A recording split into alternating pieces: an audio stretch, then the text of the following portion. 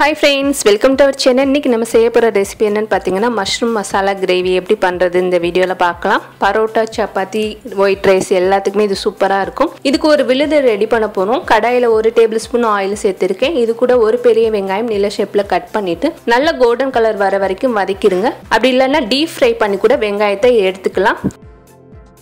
இப்போ நம்ம வதக்குனத ஆற வச்சு மிக்ஸி ஜார்ல சேர்த்திருக்கேன். இது கூட 10 பீஸ் முந்திரி பருப்பு சுடுதண்ணி ஊத்தி ஒரு 1/4 மணி நேரம் ஊற வச்சிட்டு இது கூட சேர்த்திருக்கேன்.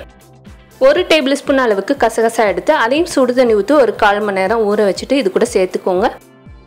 இப்போ இது எல்லாமே நல்ல ஒரு நைஸ் விழுதா அரைச்சு இந்த மாதிரி எடுத்துக்கலாம். எடுத்ததுக்கு அப்புறமா இதை எடுத்து தனியா வச்சிருங்க. அதே கடாயில ஒரு 5 டேபிள்ஸ்பூன் அளவுக்கு ஆயில் சேர்த்துட்டு கொஞ்சமா கல்பாசி, ஒரு அன்னாச்சி பூ, சின்ன பீஸ் பட்டை 3 சேர்த்துக்கலாம்.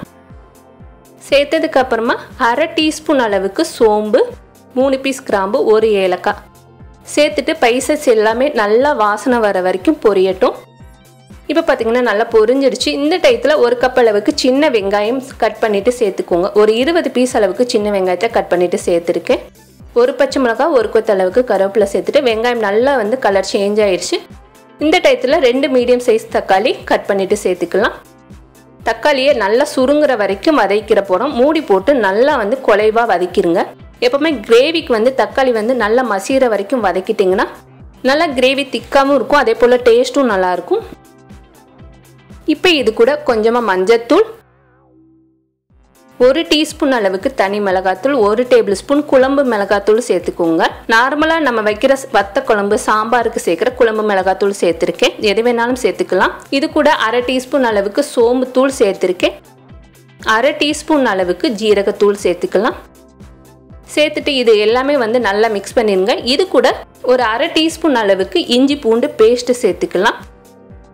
சேர்த்துட்டு இதையும் நல்லா கலந்து இது கூட ஒரு பாக்கெட் அளவுக்கு மஷ்ரூம் கட் பண்ணிட்டு சேர்த்துக்கிற போகிறேன்.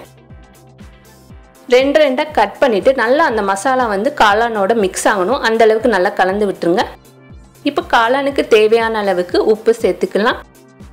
உப்பு சேர்த்துட்டு இதை மூடி போட்டு நல்லா ஹை ஃப்ளேமில் வச்சுருங்க. காளான் நல்லா தண்ணி விட ஆரம்பிக்கும்.